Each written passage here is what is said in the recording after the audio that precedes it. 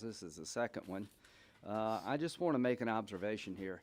What the House managers were proposing yesterday is basically to destroy the institution of the presidency as we know it. Make it naked when it comes to partisan impeachment. Not have a venue to go to court and litigate privileges that have been exercised by prior presidents. When it comes to Donald Trump, they're willing to destroy the institution of the office in the name of getting him. So, bottom line, the Clinton impeachment was conducted by outside counsel. There's none here. Ken Starr spent 5 years investigating the president before we took up the matter in the House. The president was allowed to cross-examine Ken Starr at the House Judiciary Committee. He recommended 11 grounds for impeachment, and President Clinton utilized the courts extensively on his behalf. Robert Mueller was an outside counsel appointed to investigate this president. I want the public to know that this president cooperated with Mr. Mueller. He turned over 1 million documents. His lawyer testified for 30 hours. And after 2 years of investigation with 19 lawyers, 40 FBI agents, 2,000 subpoenas, and 500 search warrants, they decided to take no action. They said there was no collusion between the Trump campaign and the Russian government, and when it came to obstruction of justice, they did not recommend any action. I thought that would be the end of it. I actually introduced legislation to say that Robert Mueller could not be removed except for cause, because the president felt like the Mueller investigation was a witch hunt. I did not. The president was frustrated because he said he did nothing wrong. I can understand that. But it was important for me to make sure that the country would have somebody to look at these allegations because they're very serious. And I supported Mueller's ability to look. And he looked for a long time. And I thought it would be over.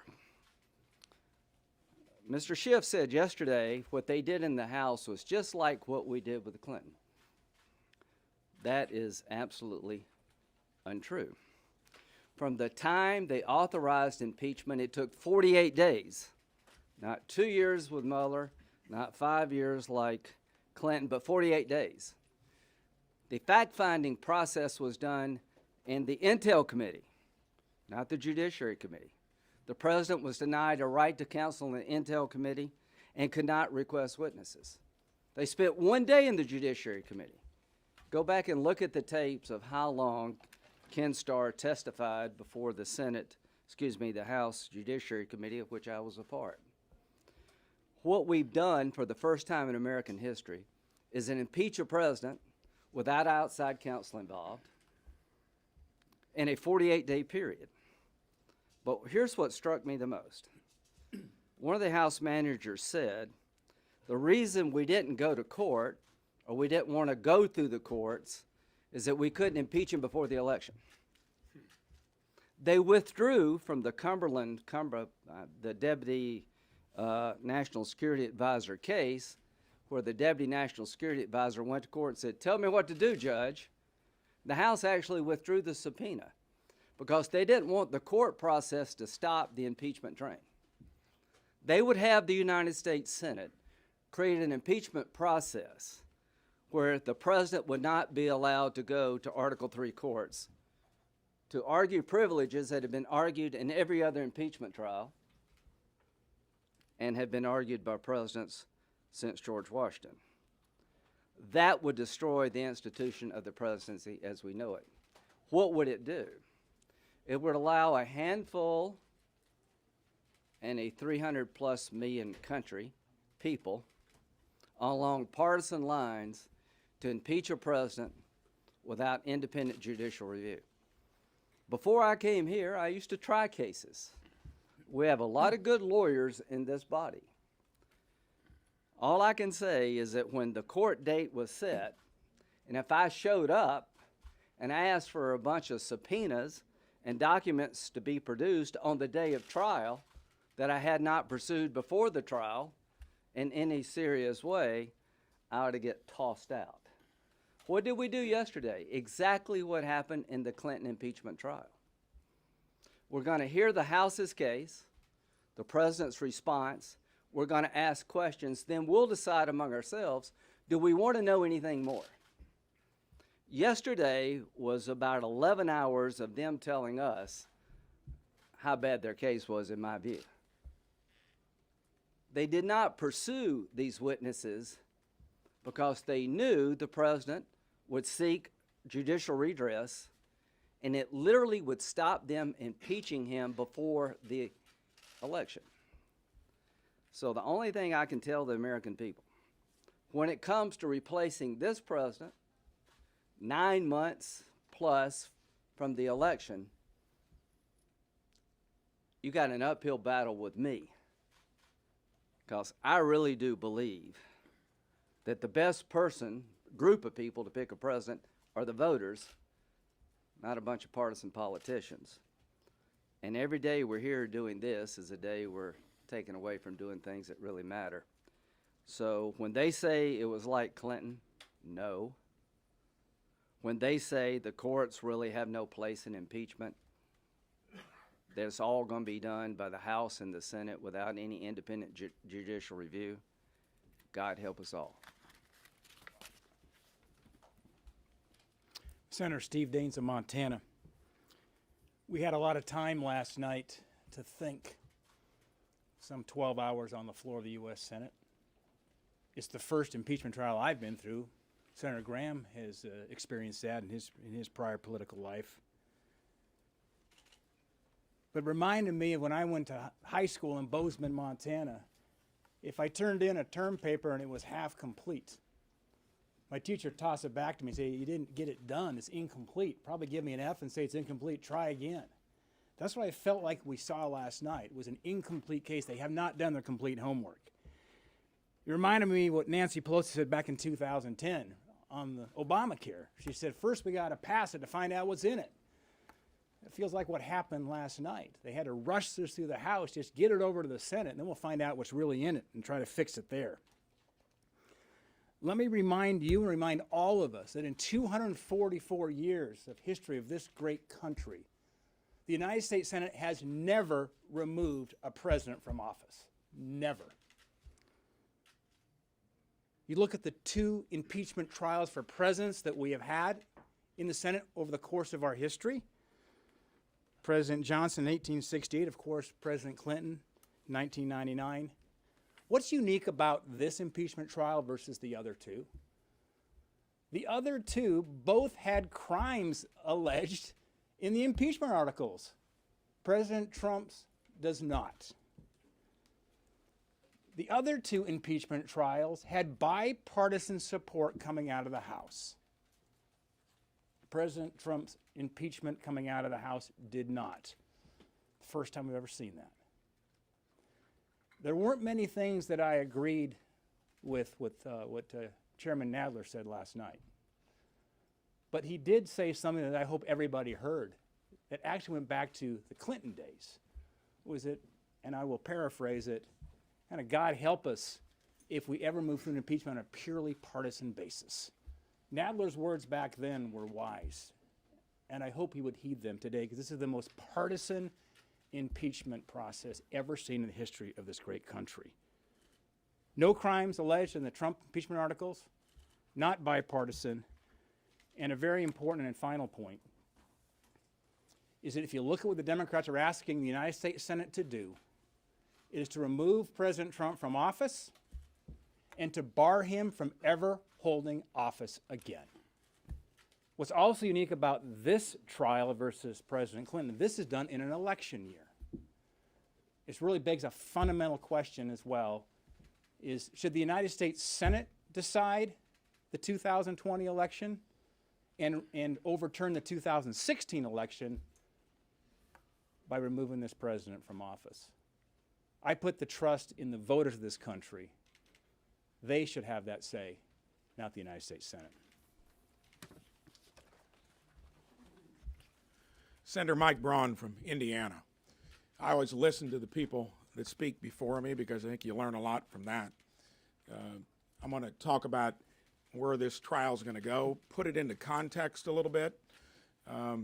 I haven't been here that long, but needless to say, the first year has been a doozy, and never thought I'd be sitting in on something like this. Was listening to Lindsey, thought it would be over. I think we all wished it would have been. The Mueller report fell flat, and now we're into the second act. I'm going to relate this to the year I spent on the campaign trail, running in a practical, functional state like Indiana. And I generally get a pretty good idea of what lies down the road. That's the essence of being a good Main Street entrepreneur. And all I can tell you is we made it through the primary, and I didn't realize the vitriol that we've got in this country. And of now being here a year, wonder how we're going to get through it. My election played out like that. By the time you were done, and I thought I came from a pretty wholesome place, small town in Indiana, built my own business there over 37 years. But when you're categorized as a liar, a hypocrite, and all that kind of stuff, that is what's wrong with the country. We're polarized, and we should be, syncing up on things like the cost of health care, infrastructure, stabilizing entitlements. Listen to what Steve said. The case was built like a half-prepared term paper. Remember back in college, to get good grades, you had to know the process. You had to know what your professor was interested in hearing from you. It may sound like that doesn't sound very wholesome in terms of really learning, but we're in the context currently of where the country is divided, it's polarized, and we are talking about impeaching a president before inauguration, and you're doing it up through what we're seeing now. That's the context playing out. What you saw yesterday was the process playing out. When it was full of visual aids, it was full of regurgitation of information we've already heard, because a lot of times when your case is weak, you try to repeat it over and over, wear the opposition out. So all along, I've said I'm going to be attentive. I'm going to listen to all the new information that comes along. I want this to end up in a fair trial with a verdict. And I think the big dynamic we've been missing so far has been we haven't heard anything from the defense or the other side. And all I can tell you is that many of us in America were fed up with business as usual. That was the main reason I ran. And when President Trump came along, we all knew it was going to be an interesting presidency. It's playing out. I hope when we're all through this, and I think we're going to arrive at a verdict that's going to vindicate the president, that we come back together and unite on the common elements. So the context has been bad. That's what's got us to this point. The process, keep an eye on it. I think one side's going to be overly emphasizing that, and we're going to get down to the merits of the case, and that's why the president will be vindicated with a verdict of acquittal. We will take questions. Yes, Senator, I was wondering if you could comment, Maria Pena with Telemundo. I was wondering if you could comment about President Trump's statements, between last night and today, saying that he's willing to testify, but his team doesn't let him, and also that they're holding on to all these materials that the White House refused to turn over last year, which is exactly what the Democrats are making, the case out of, that this is why they're demanding more witnesses and documents. So can you respond to Sure, that? I'll be glad to. I'll be glad to. Let me respond to the idea that I don't think any president's above the law. Chris Coons came to me and said, would you join me in an effort to send a signal to the country that Mueller can't be dismissed without cause? Because the president was saying some pretty rough, tough things about Mueller. Remember the Nixon case? That's one of the things that got Nixon in trouble. He fired the prosecutor. So here's what I saw yesterday. I saw an effort to ask the Senate to ignore every privilege that President Clinton was able to exercise, Nixon was able to exercise, and to suggest to the Senate that an independent judiciary really is a non-player. If I were the president, I wouldn't cooperate with these guys at all. I'm the same guy that said, You can't fire Mueller. I encouraged him to work with Mueller. Mueller is a man of the law. Schiff, Nadler, and Pelosi impeached this president in 48 days. I wouldn't give them the time of day. They're on a crusade to destroy this man. And they don't care what they destroy in the process of trying to destroy Donald Trump. I do care. So to my Democratic colleagues, you can say what you want about me, but I'm covering up nothing. I'm exposing your hatred of this president to the point that you would destroy the institution. Nobody would be saying this about a Democratic president if a Republican House had done this. You wouldn't even ask me that question. All of you would be in our face saying that there's a Democratic president and you're denying that person, he or she, a chance to go to court and litigate these matters because you hate them so much. It shows you how complicit people have become when it comes to Trump. Not one question about the idea that a Democratic-controlled House in 48 days impeached the President of the United States with a process where you couldn't have a lawyer, couldn't call a witness. And they hold it against him because he wants to object to turning over documents to them. You would be all over us. So let me tell you what's going to happen in November. This won't matter much. People are going to judge the president about what he's done and what he can do. And they're going to look at the Democratic alternative and ask, will I be better off with this person versus Trump? But I'm going to remember this. I'm going to remember this for a very long time. No good deed goes unpunished around this place. Wait a minute. Working with my Democratic colleagues, I tried to give Mueller the space to do his job, and I told the president to his face, if it's proven you worked with the Russians, or you sought something from the Russians and got it, that's it for me and you. Now, the same people that patted me on the back are asking me to railroad the guy, to legitimize a process in the House that will destroy the presidency over time. I will not be part of that. And you need to ask yourself some questions. Would you be asking different questions if this were a Democratic president treated so poorly by a Republican House? Because I remember Clinton very well. We got challenged, rightly so, about what we were doing and why we were doing it.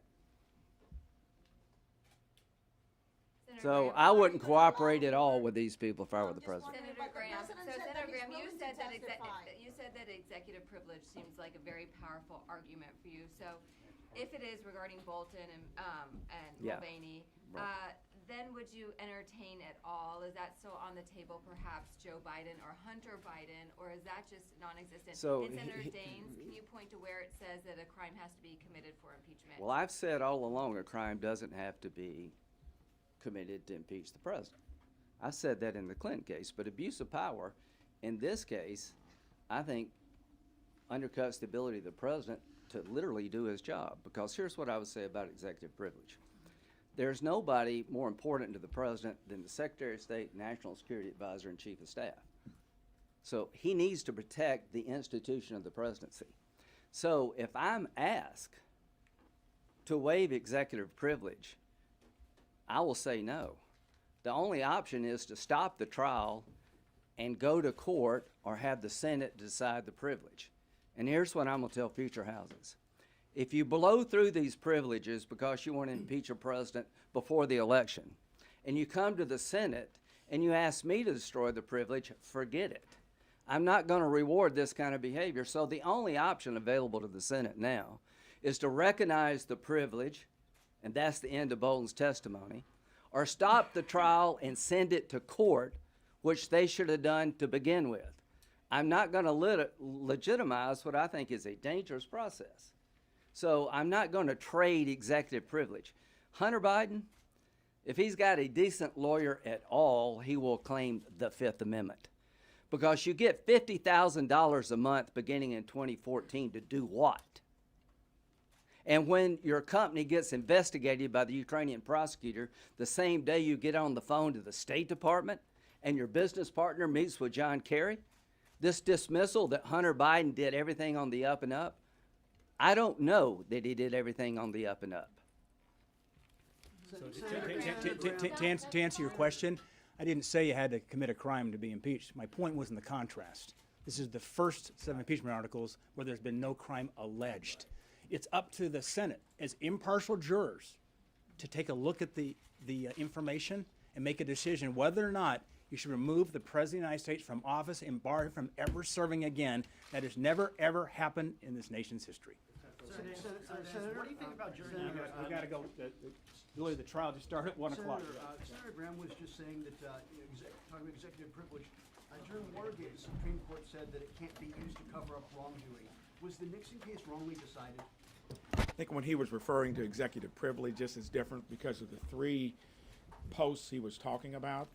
And quickly, before we break up here, when it comes to witnesses, that argument I'm is... sorry, what would make that different if it's being used to cover up wrongdoing?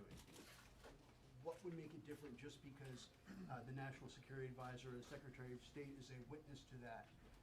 How would that get around what the Supreme Court has already said about executive privilege? Well, if it's covering up wrongdoing, that's an issue in and of itself. But when you're talking about, first of all, there's no proof that there's been wrongdoing. Most people would take a different point of view, as Lindsey and Steve talked about. But when it comes to executive privilege, it's different in this case because of the 3 posts. So you're saying that it's okay for a president to ask a foreign leader to investigate a political rival and withhold foreign aid to coerce him into doing so? No, I'm not saying that's okay. I'm not saying it's appropriate. I'm saying that it didn't happen. So we'll continue this at another time. Thank you.